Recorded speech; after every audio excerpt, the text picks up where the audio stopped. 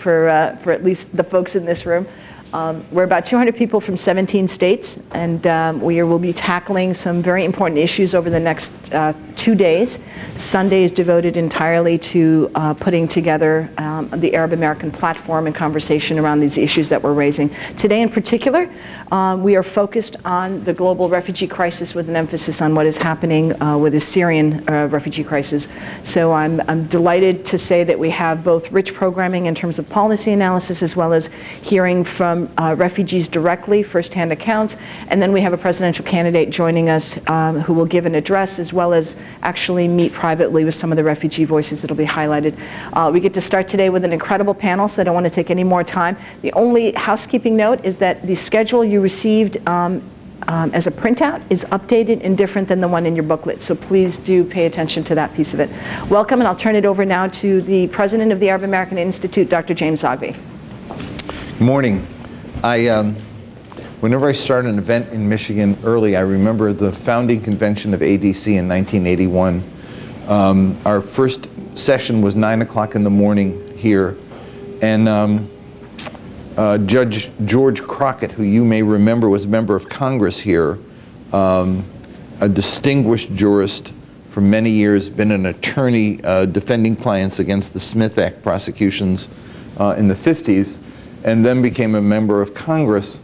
The session was on building ties with the African American community, and the session began at about 10:15. It was supposed to start at 9, and when he began, he said that when I looked at my program and on Friday and noticed that I was speaking to a white group at 9 in the morning, I prepared my notes wanting to make a good impression about the importance of building ties.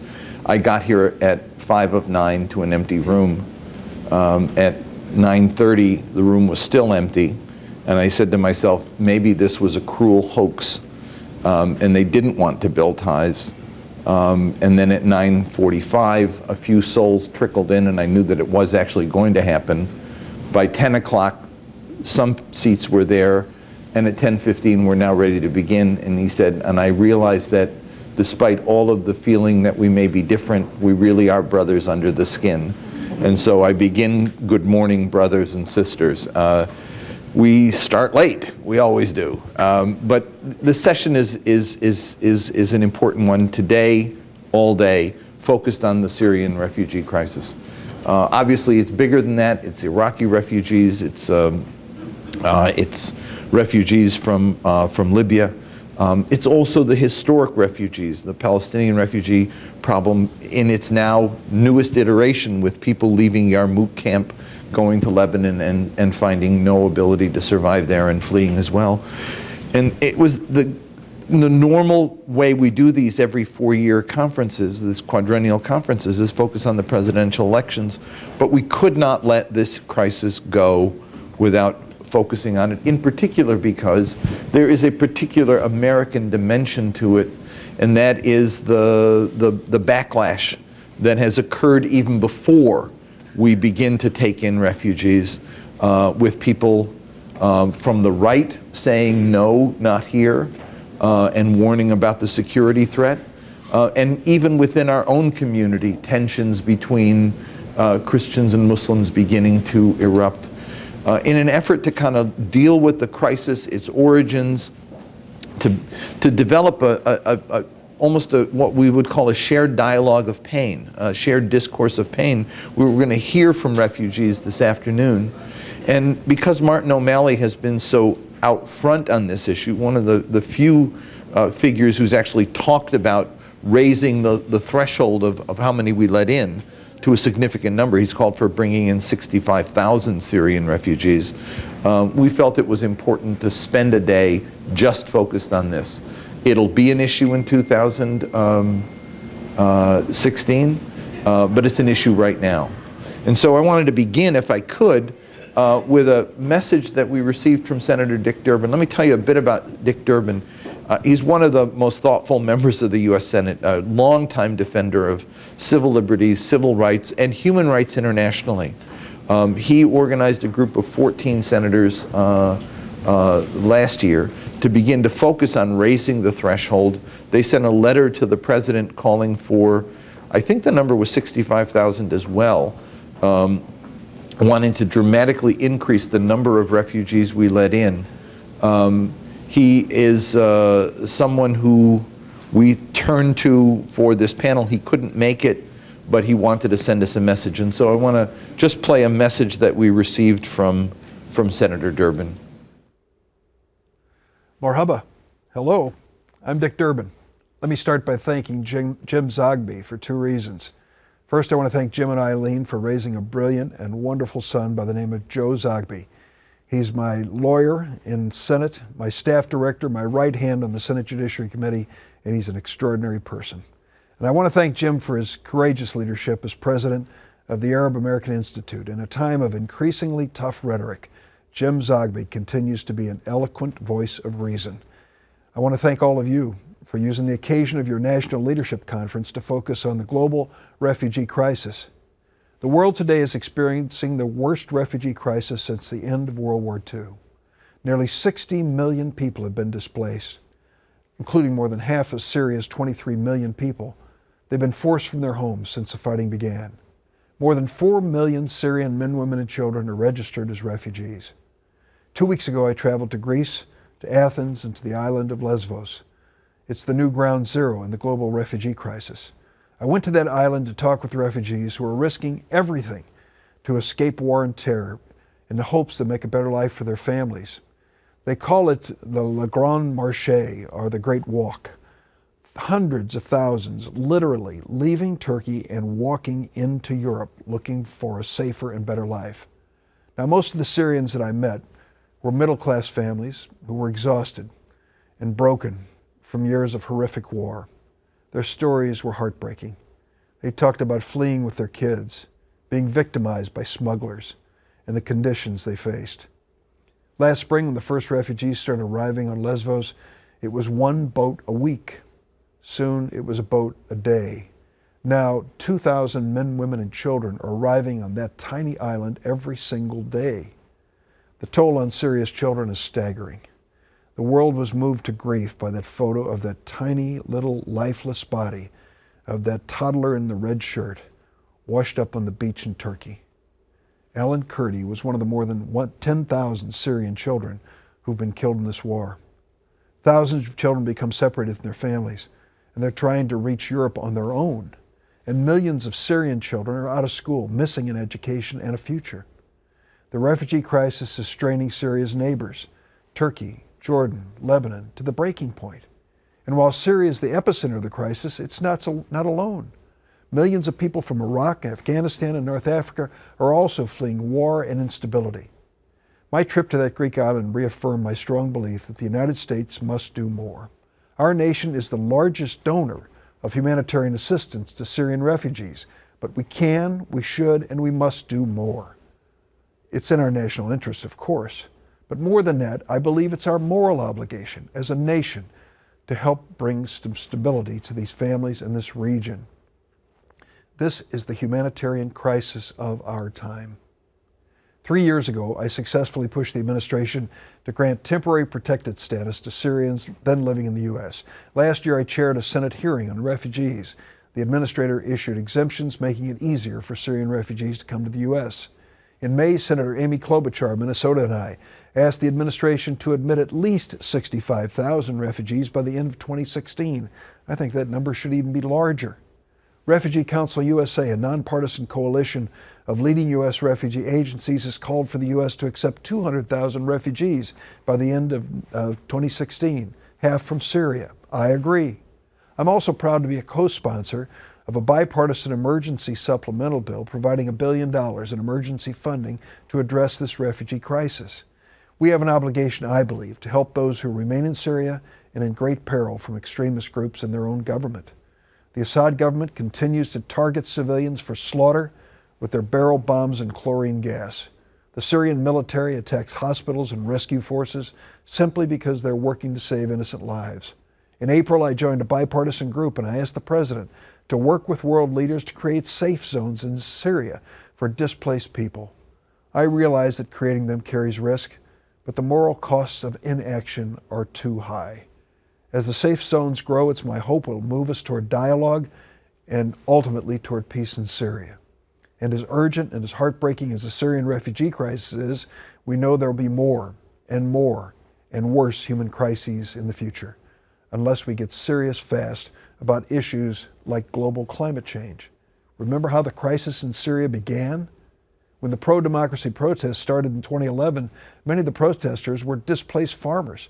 They'd suffered 4 years of drought. That drought made worse by climate change. Climate change isn't a matter of debate. It's a matter of life and death. We need to do something about it. I believe most Americans will welcome Syrian refugees with open arms. In fact, I've received letters from Illinois residents and from our clergy, from the temples and the churches and the synagogues who want to help.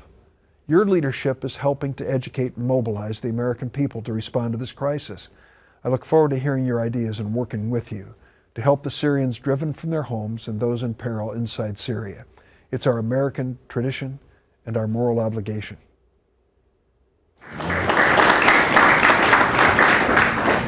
Joining us now is Michael Wahid Hanna. He's a senior fellow at the Century Foundation and an adjunct senior fellow at the Center for Law and Security at NYU's School of Law.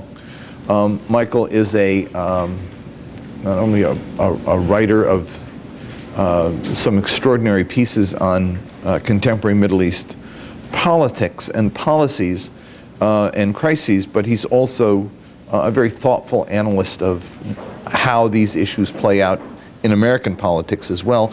And that's kind of where I'd like to start, Michael. I mean, sure. We all can have our take on what created the crisis. The question is to bring it down to the level of how does it play out here? Is it an issue in 2016? Can it be made an issue in 2016? And if it's made an issue, will it be able to be framed in a constructive way, as opposed to let's keep these people out of here, they're a threat to our national security? Talk a little about how this issue plays out in the country. Yeah, well, I think it's already a political issue. We've seen congressmen making fairly incendiary comments about not wanting to create a jihadi pipeline into the United States. And if we look at the kind of polarized politics that are leading up to the general election and primary season, I don't think there's any question that this is going to be an issue on the campaign trail, namely because the refugee crisis, which is driven by the war, is not going to stop. This war is not going to end anytime soon, and the refugee crisis is unabated.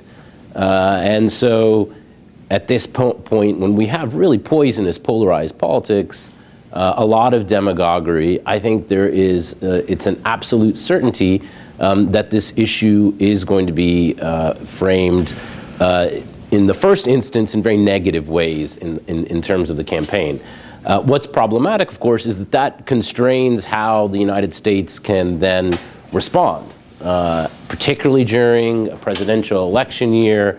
It's going to drive a lot of timidity. I mean, as we see now, the screening process for the introduction of refugees to the United States is often years long. I think in some cases, we're going through various rounds of vetting. It can take up to 2 years. And so even when we hear more ambitious goals of, say, 100,000, to actually process that number is years out into the future. And I think looking at the politics of this now, it's an absolute certainty that it's going to cause a great deal of timidity in terms of the kinds of responses that will be ushered in terms of trying to deal with, or at least trying to begin to be more proactive about. Is there a way? There was tragically, let me start by this. The pictures of that young child sort of brought it into the national focus. There was attention paid in a very dramatic way after that occurred.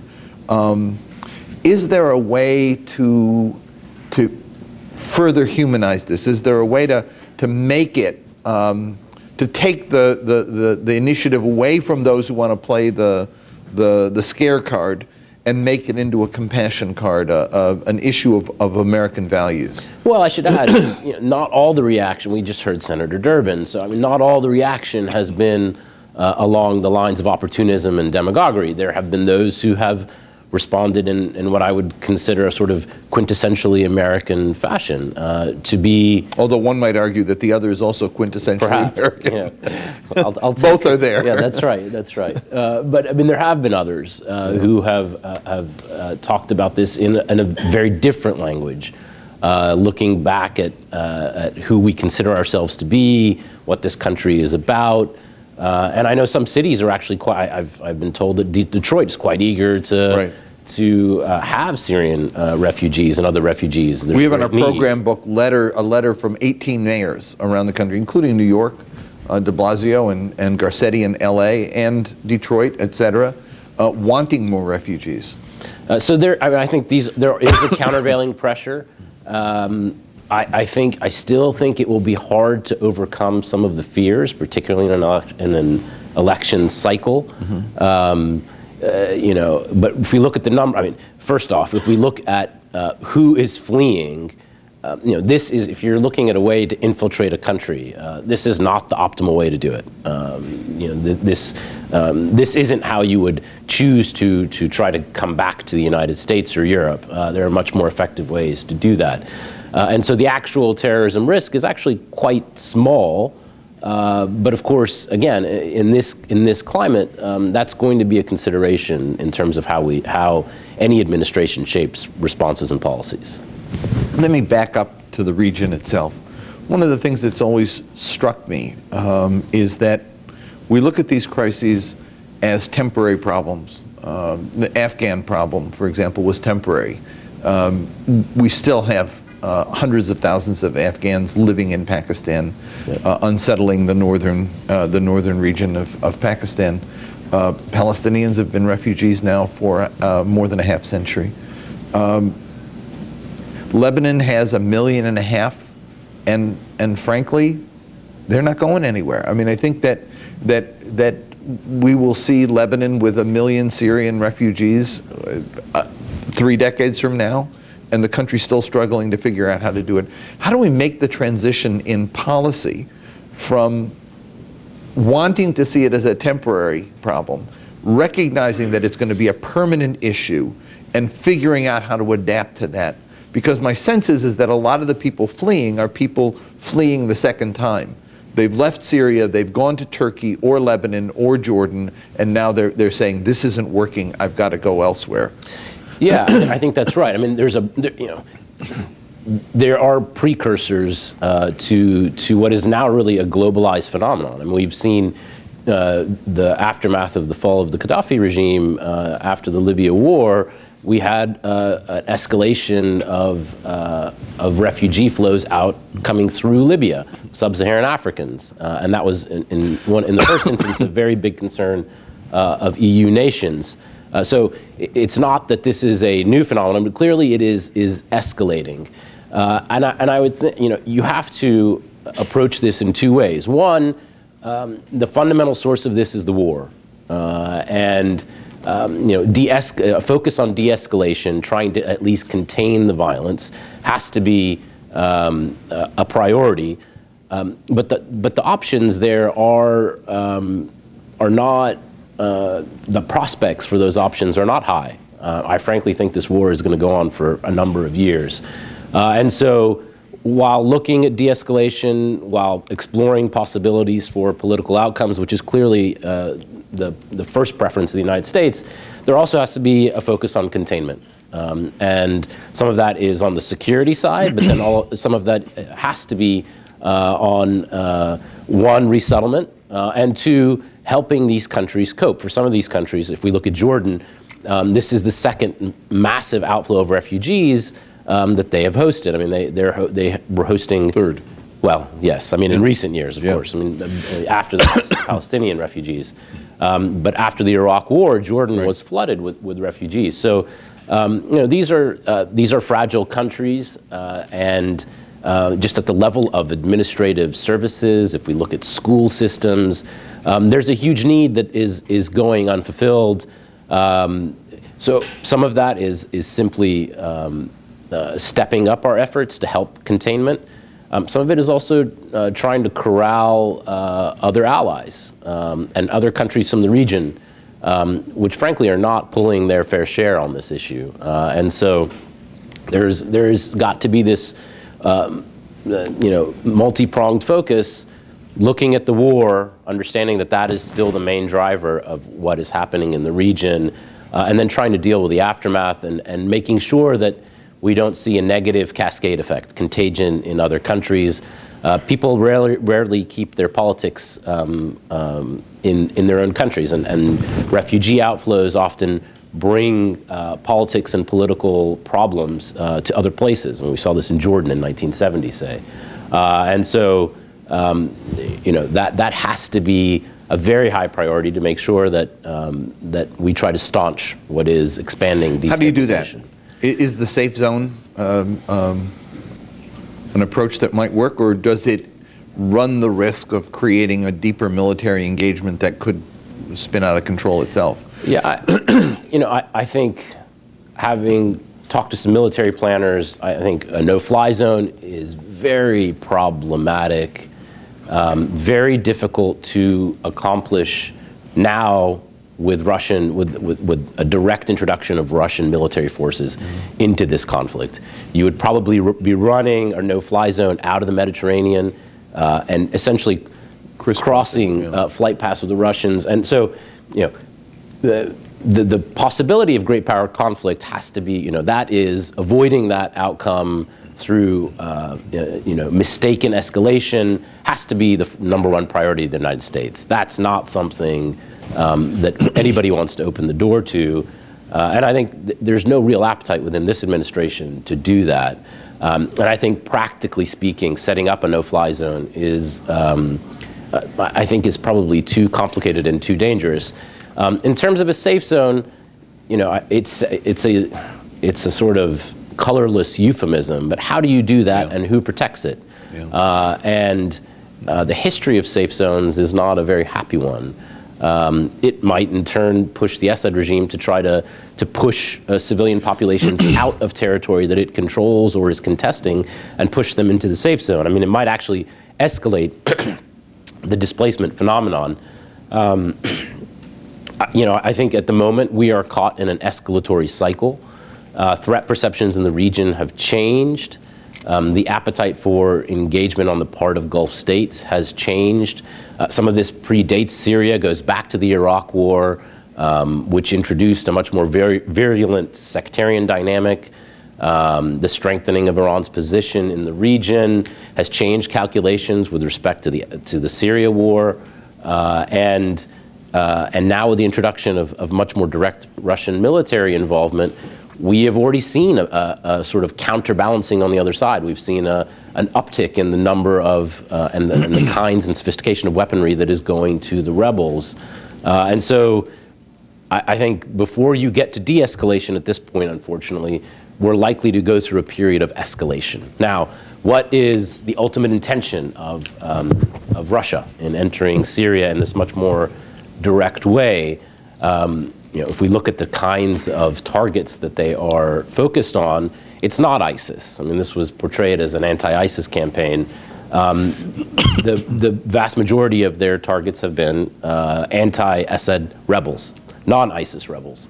So it's clear that Russia, in the first instance, is very focused on shoring up the regime, making sure that it is not in peril.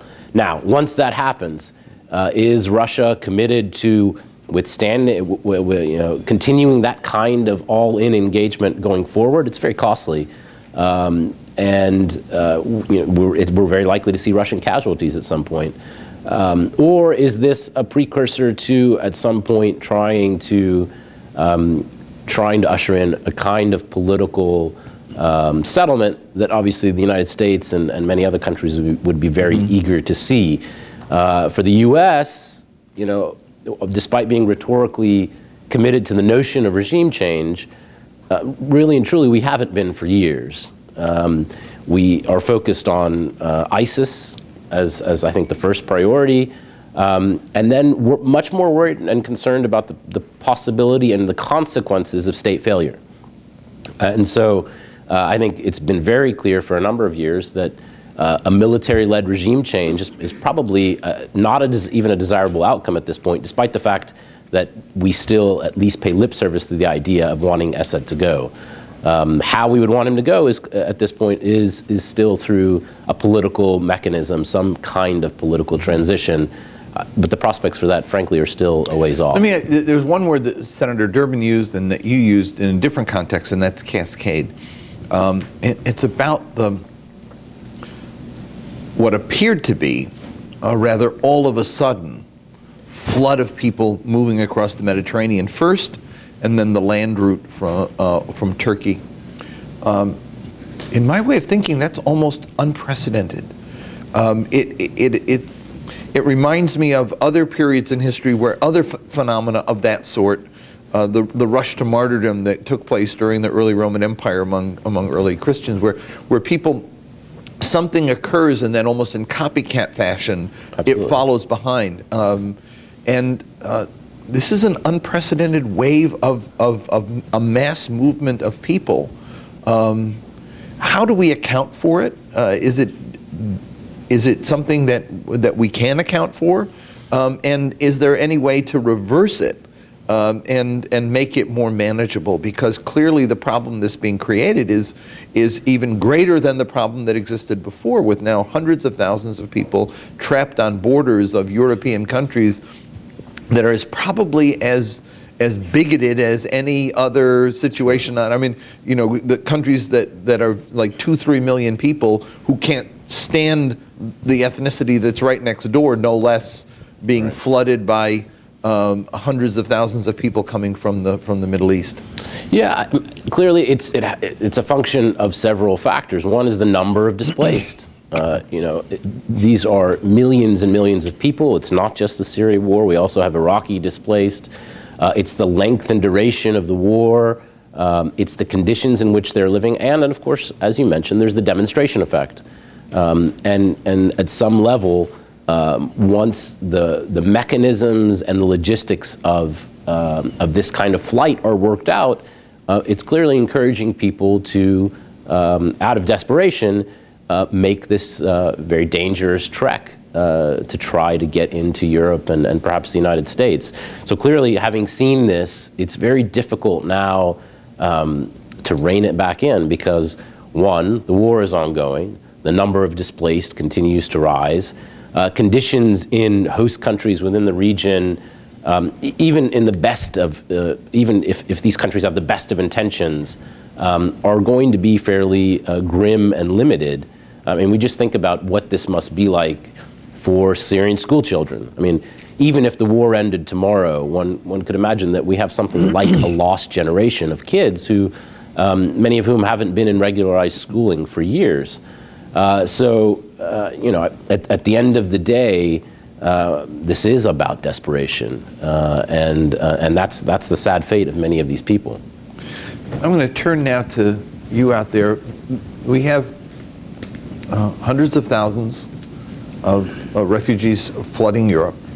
We have overall 60 million refugees internationally, and a discussion here in the United States on the president's part of raising the limit about 5,000 a year, minimal approach. But some senators like Durbin calling for 60,000, some going as high as 100,000, and even that being met with a backlash. How are you seeing it, and what can we do to elevate this concern and change the discourse? Any comments or questions that folks might have? Yeah. Hi. First of all, thank you for hosting us today. Give us your name. Hi, my name is Linda Amro. I'm coming from Toledo. I'm a newly minted lawyer, so just coming into the profession, and this is my passion. I'm a little bit worried about the rhetoric of this being the first or the unprecedented refugee crisis, because we have seen images from World War II when, as Netanyahu said, Palestinians purged Jews from Europe, but we know that that's not true. But anyways, So what we're seeing is actually the same thing happening that World War II with World War II refugees. So, and that in that era, they had far less sophisticated immigration policies and ways to like handle that refugee crisis, and yet they've coped, they've thrived. Europe has been able to take in so many refugees and has become a more eclectic, more beautiful society because of it. So I feel like we keep on ignoring the history that's already there with different refugee influxes, and I wonder how that's being taken into account with our current refugee crisis. Thank you for that correction. It's unprecedented in our lifetime. You're right. You're right. Yeah, but let's also not forget that there were displaced persons camps all throughout Europe. I mean, this was not a seamless process, nor one that we should seek to emulate. I mean, this was a very, this was an awful process of integration in many cases. The stories of ships filled with refugees sinking in the ocean are not unique to this present moment. So. That's not a new story either. And I think we can't overlook the fact that this is happening at a time of continued fiscal stress throughout the world. And I think the after effects of the financial crisis of 2008 are still being felt throughout Europe. You have, in some cases, Western European countries where youth unemployment rates are upward of 25%. That's not a climate that is going to be particularly hospitable to the notion of major inflows of refugees and potentially new citizens. And as we've seen a kind of reactionary politics grow up all throughout Europe. We look at Le Pen's numbers in France, and that's just but one example. And I think we see a smaller but similar kind of phenomenon here in the United States. So, current domestic conditions and financial stresses are also part of that story. And I think if we want to be proactive, we can't just ascribe that to a kind of bigotry and demagogic ideological politics. There's real fear that I think has to be addressed. We can't, accepting these numbers of new refugees into any society can be dislocating. I mean, if not done properly. And I think if we are going to be successful in engaging these kinds of populaces throughout Europe, I think we have to be sensitive to what are in some cases some legitimate concerns about what this kind of introduction of huge numbers of new refugees into these countries might mean. And so I think that's something we have to be very sensitive about. It's not simply bigoted reactionaries, and so we have to address those concerns head on. There are two other refugee communities that I wanted to mention because they're not part of the northern tier that have been able to make the move to Europe, or who are visible in the public eye in large part because they're part of the Syrian war that the media here is so focused on. But it's the Yemeni refugees and it's the Somali refugees.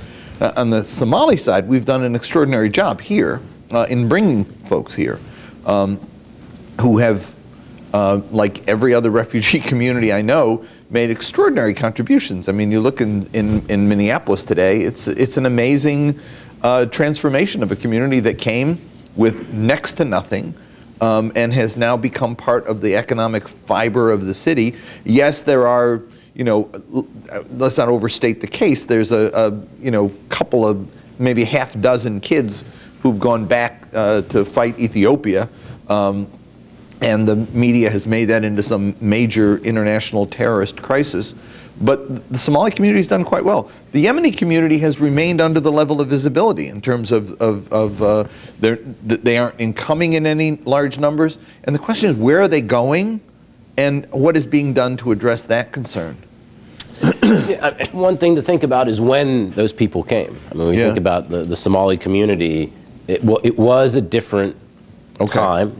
I think economic conditions were different, and the politics of immigration in this country were quite different. It's hard to imagine a similar kind of response now. The setting is different. In terms of those communities, I mean, proximity and geography play a part here, and so we also have huge Somali refugee communities in Kenya. I mean, so the geography of the refugee crisis looks very different, and of course, to get from Yemen to Europe is a much more daunting prospect. And the kind of mechanisms that exist to get people from place to place, that kind of infrastructure doesn't exist as of yet. There are big numbers of displaced within Yemen.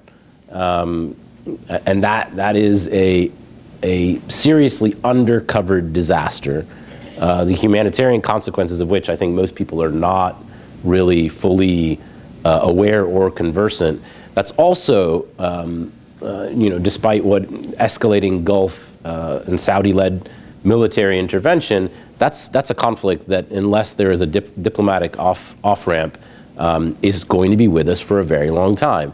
Now, where do these displaced go? Are they primarily internally displaced? I mean, we shouldn't forget the bulk of displaced within Syria even are internally displaced. I mean, it's not as if the majority of displaced citizens are actually leaving the country. There's still, the majority is still within Syria, within Iraq.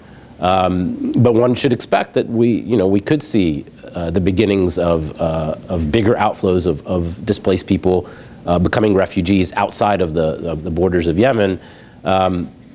I think there are potentially better prospects for diplomacy on Yemen than Syria. I think that is a place where we could be doing a little bit more on the diplomatic side.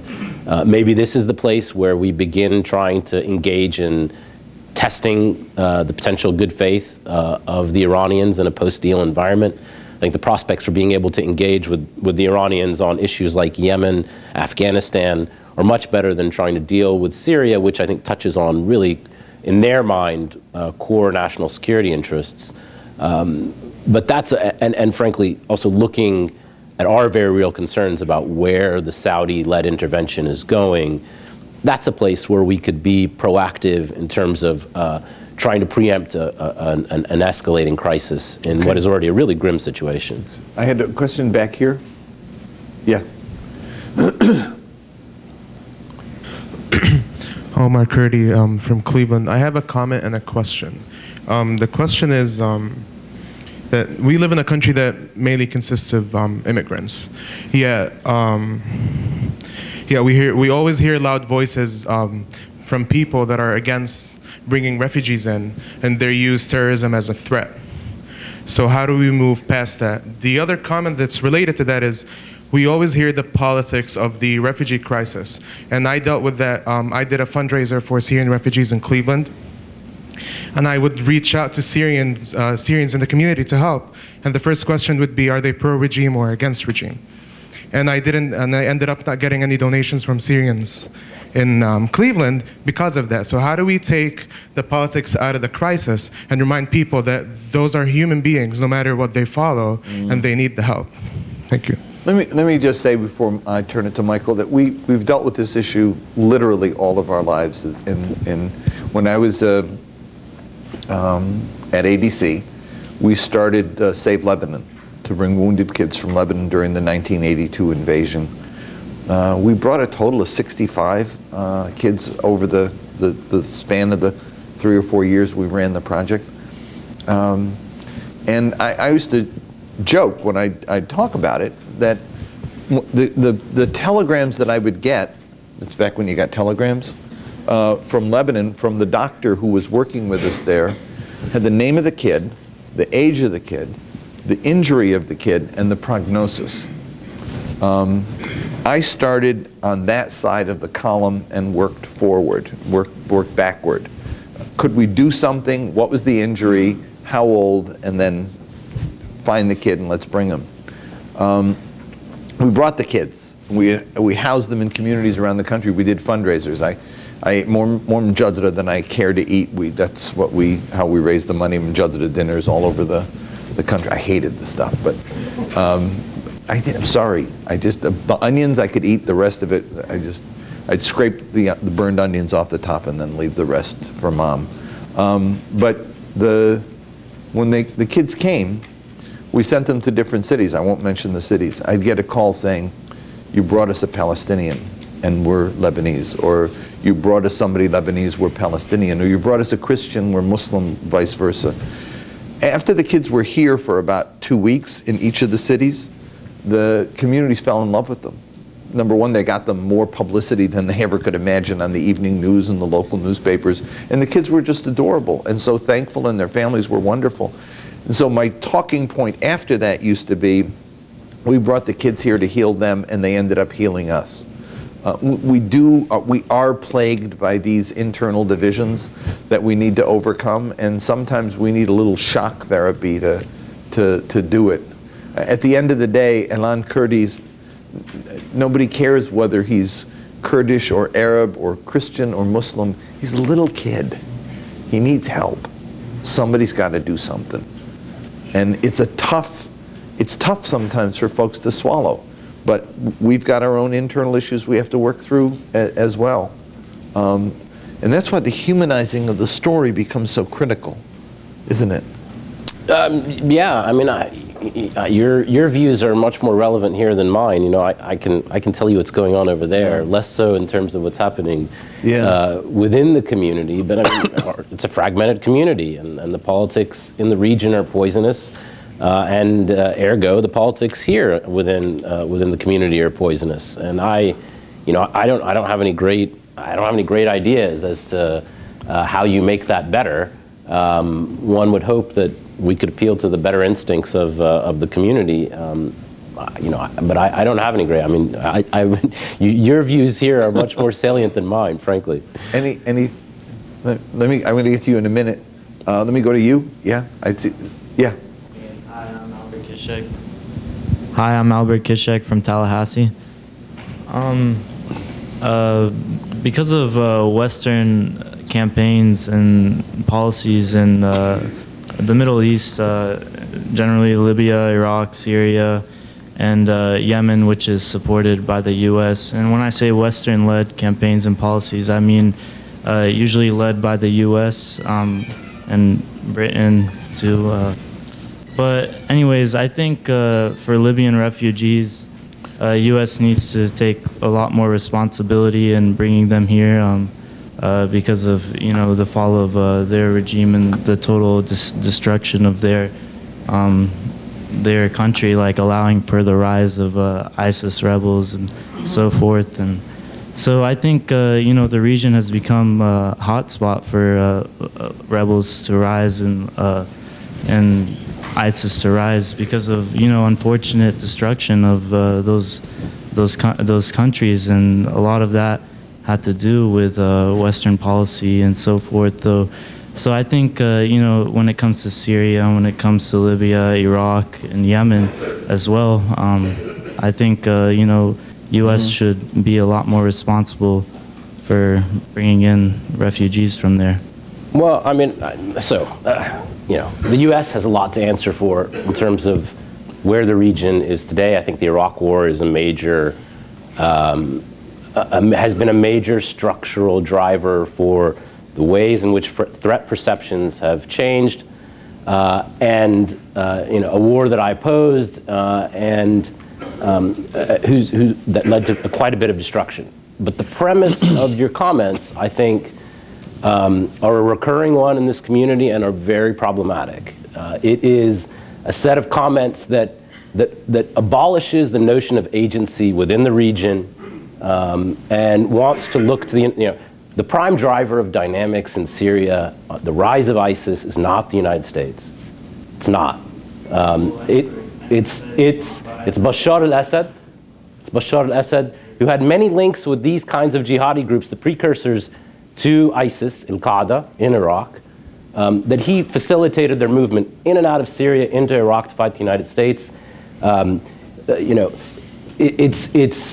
So without wanting to absolve the United States of appropriate historical responsibility for actions that it has taken, the main drivers of instability in the region, all across the region, are the peoples of the region.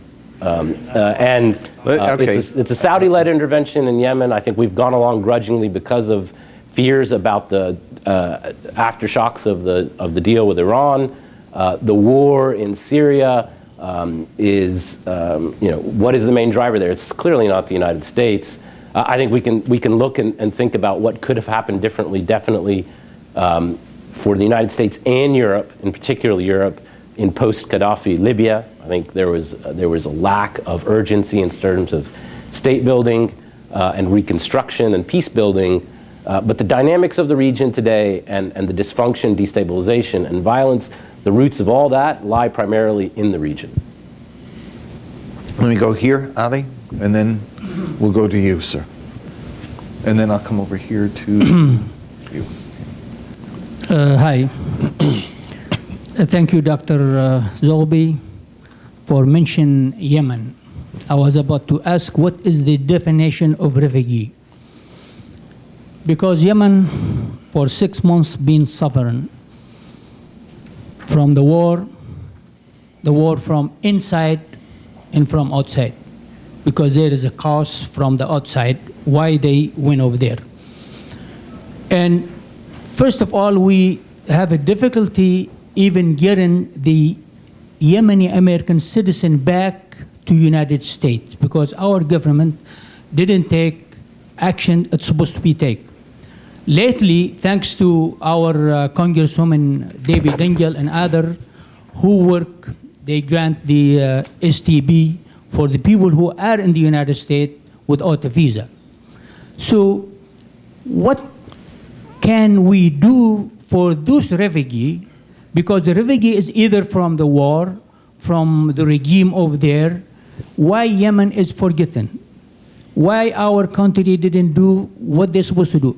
Do we blame our country, United States, the government, or the United Nations?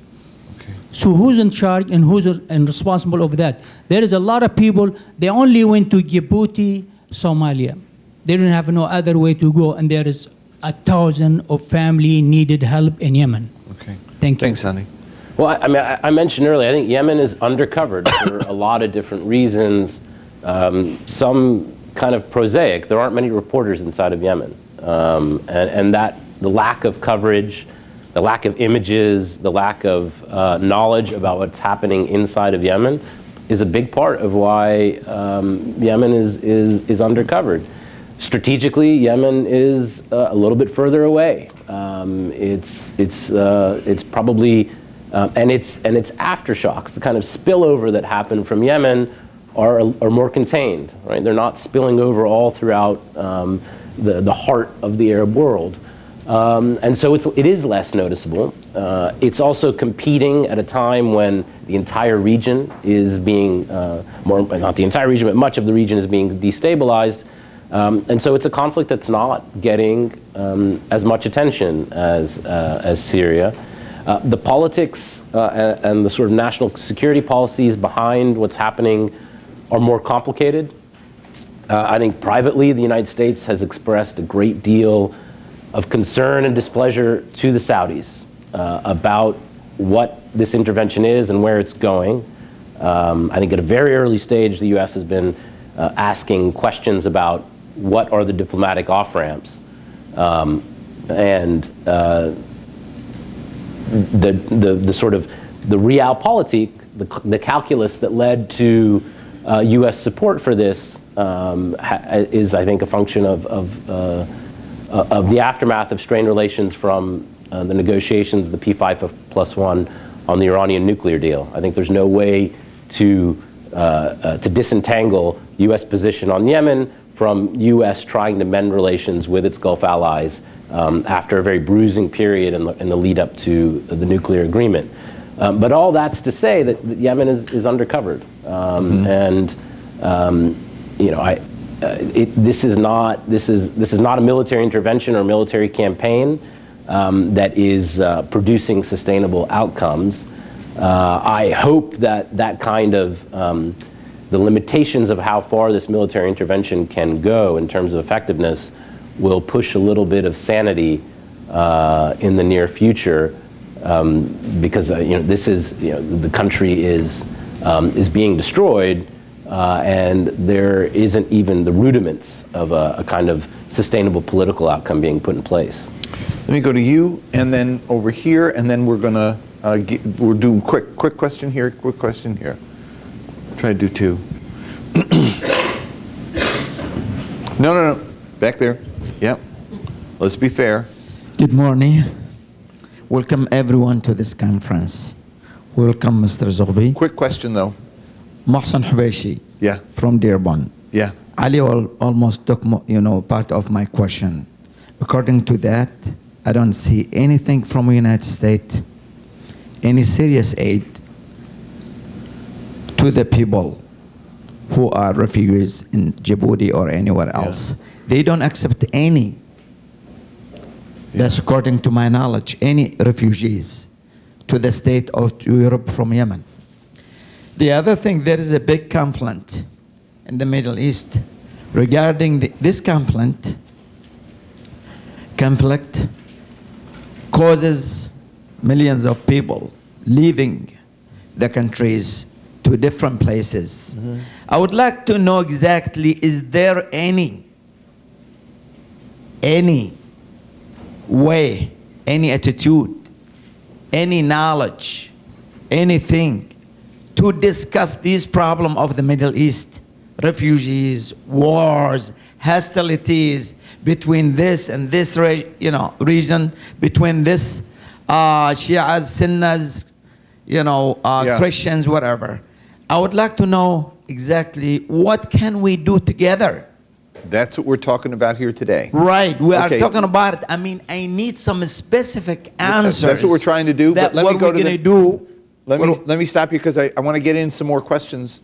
Okay. And I get your point, but it's actually what we're trying to do here. You want to get the mic and let's go over here for a second? Thank you. That kind of sums up actually the kind of question we're asking here, but let me go here. Okay, Tariq. Good morning. My name is Tawfiq Al-Azam. I am the Director of Resettlement for Refugees in Detroit for U.S. Committee for Refugees and Immigrants.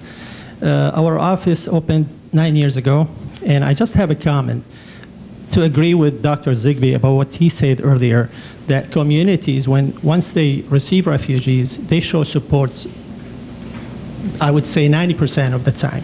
And I'm witnessing a lot of support from the Dearborn community right now, resettling Syrian refugees, from community members, from schools, from landlords, from neighbors, no matter what's their background or political opinion about the conflict or religious background, they're all so far supporting us.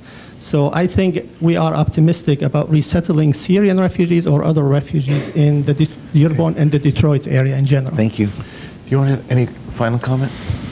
No, I mean, what is this all about at the end of the day? It's about a dysfunctional region with poor governance, high levels of repression, has suffered from outside interventions that have exacerbated existing problems. But state building and social engineering are hard. It's hard to do it in our own country. I mean, if you look at how healthcare reform, how difficult that was to do here, we're talking about essentially reconstructing governance all throughout the Arab world. That's not something, I mean, that's something maybe we can help with, but these are the challenge of generations, frankly. And so, there aren't easy answers, unfortunately. How do you produce better governance in Egypt? Well, I have a lot of suggestions, but these are very difficult challenges, and clearly the political order of the region is collapsing in many ways, and it's not. This isn't a near-term process. I mean, this ongoing crisis of governance and the after effects of this violence are going to be felt for a very, very long time, even after the cessation of any of these wars. We're out of time in this session now. Throughout the day, we're going to look at this from a number of different angles. In the next session, we're joined by 3 individuals who've just come back from time with refugees in Jordan, Lebanon, Turkey. What I want to note is that on page 5 in the program, we list the sponsors of today's program. Sponsors in the sense that they were eager both to have us, to lend their name to support this, and we were delighted to have them, because it is a growing concern for a range of American organizations, whether Polish or Turkish or Ukrainian, churches, to the groups that are directly involved in dealing with the refugee crisis, both there and also on the resettlement here. At lunch, we're going to talk to folks who are actually involved in the resettlement process here. Stay with it. It's going to be an important discussion, and it's one that is critical for us, given the questions that we're being asked. How do we deal with it? How do we frame the question? How do we elevate this, help elevate it? How do we have Dick Durbin's back and build the kind of public support necessary in order to transform this discourse from one of threat to one of values? And so I thank you for your questions for the first session, and I thank you, Michael Hanna, for joining us and coming in from Brooklyn, New York. I want you, his thing doesn't say New York, it says Brooklyn. That's a statement all by itself. Thank you very much.